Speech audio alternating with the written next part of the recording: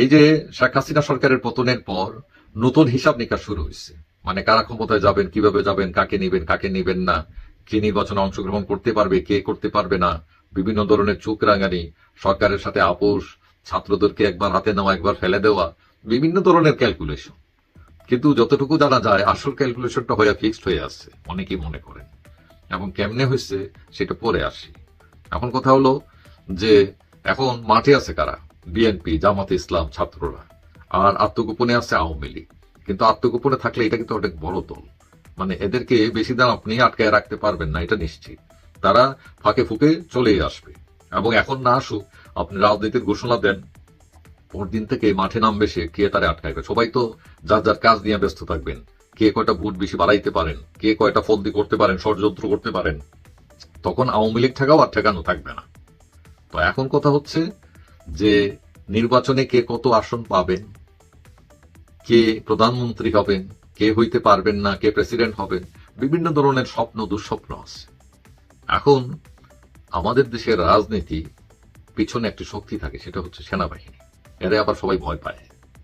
এখন এই যে দেখলেন এইবার যে আন্দোলন হচ্ছে, ছাত্র আন্দোলন, আপনি যাই বড় বড় কথা বলেন না কেন, সেনাবাহিনী না থাকলে ওই আপনাদের মায়ের খেয়ে মুক্ত হইত। সেনাবাহিনী না থাকলে আপনাদের গুদি টাইনে আবার নামাই ফেলতো কেউ না কেউ। কারণ দেখলেন তো ওই যে কয়দিন আগে আনসার বিদ্রোহ, আনসাররা জিম্মি করে রাখছে, এখন তাদেরকে ছুটাইতে আবারও কে ও সেনাবাহিনী যাইতে লাগছে। তো এখন কথা হচ্ছে সেনাবাহিনীর একটা ভূমিকা আছে। সেনাবাহিনী অনেক ভালো কাজ করছে আমাদের দেশে, আবার সমালোচিত। তো এখন কথা হচ্ছে এইবারের যে সেনাবাহিনীর ভূমিকা, এটা অনেকে পজিটিভলি নিয়েছেন। সেনাবাহিনী কিন্তু একটা গুলিও করে নাই। তারা তারা বিপদ আপদে এমনকি পুলিশকেও রক্ষা করেছে। তারা তারা বলছে কি যে মানে কেউ নিজের হাতে আইন তুলতে পারবেন না, পুলিশ অপরাধ করতে পারে এবং তাকে আইনের আওতায় আনতে হবে। তো সবকিছু মিলিয়ে এইবার যে সেনাবাহিনী তার পজিটিভ ছিল। এখন সবাই তো দৌড়াইতেছেন এই সরকার, তারা বলছে রিফর্ম নিয়ে, সংস্কার নিয়ে ব্যস্ত তারা। আর রাজনৈতিক দলগুলো আছে তলে তলে, তারা খালি ছক পুষতেছে কিভাবে ক্ষমতায় যাবে, গদিতে যাবে। এখন মাঠের সবচেয়ে বড় শক্তি হচ্ছে বিএনপি। এখন বিএনপির বন্ধু ছিল জামাত, ছিল এই জন্য বলছি। জামাত কিন্তু এখন অনেক উল্টে গেছে। তারা তারা এখন ভিন্ন ধারার কথা বলতেছে। জামাত এখন ভারতের পক্ষেও কথা বলে। জামাত এখন ক্ষমাও করে দেয়। জামাতের মাথার উপর এখন আর ৭১-এর ইস্যু বড় ইস্যু না। তারা এখন চমক দেখায়। জামাতের আমির ডক্টর শফিকুর রহমান এখন স্বাচ্ছন্দ্যে ভুক্তে কথা বলেন, যুক্তি দিয়ে কথা বলেন, মোলায়েমভাবে কথা বলেন। তারা আর রক কাটা পার্টি নাই, এটা প্রমাণ করতে চাচ্ছেন তারা এখন, অথবা তারা হয়েই গেছেন। তো এখন কথা হচ্ছে জামাতে ইসলাম এখন আগে ছোট শক্তি ছিল বলা যায়, কারণ তাদের খুব একটা ভোট বেশি নাই, 5% ভোট। এখন এই 5% ভোট নিয়ে তারা কেমনে ক্ষমতার স্বপ্ন দেখে, এটা অনেকে মনে করতে পারে। এখন ধরেন তারা হয়তো আরো কিছু ইসলামী দল নিলে হয়তো কিছু বাড়লো, 10% হয়ে গেল, তাহলে তারা ক্ষমতায় যায় কেমনে? বিএনপি 30 থেকে 40% তার ভোট। এখন এখানে হিসাব নিকাশ আছে।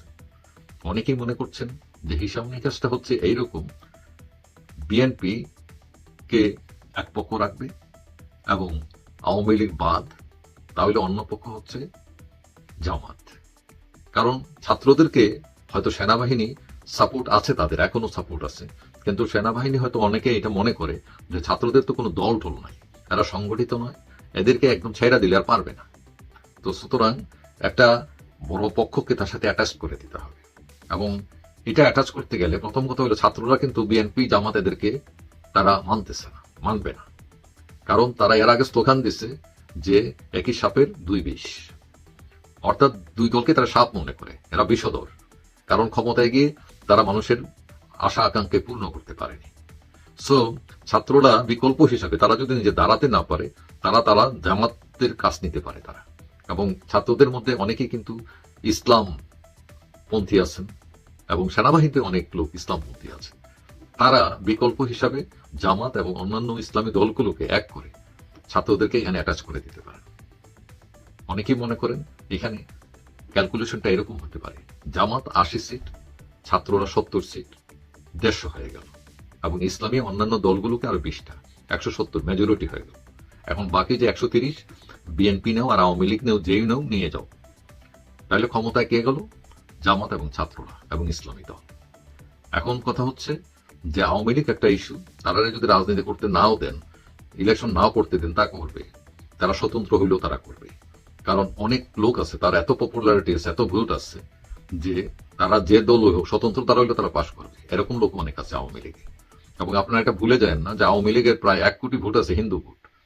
এই যে তার ভোট ব্যাংক, এটা কিন্তু আপনি চাইলেও ভাঙতে পারবেন না। এবং হিন্দু লোকেরা কিন্তু ভোটও বেশি দেয়। তারা ভোটের দিন অনেক লোক আলসামি করে ঘুমায়, কিন্তু তারা করে না, তারা ভোটটা ঠিক মতো দিয়ে আসে। তো এখন এই ক্যালকুলেশন যদি করেন, সত্য হয় এই যে ভাগাবার যে ব্লু প্রিন্ট, এটা অনেকে মনে করতে পারেন অনুমান, কিন্তু আমরা যতটুকু জেনেছি যে এরকম একটা ব্লু প্রিন্ট তৈরি হয়েছে।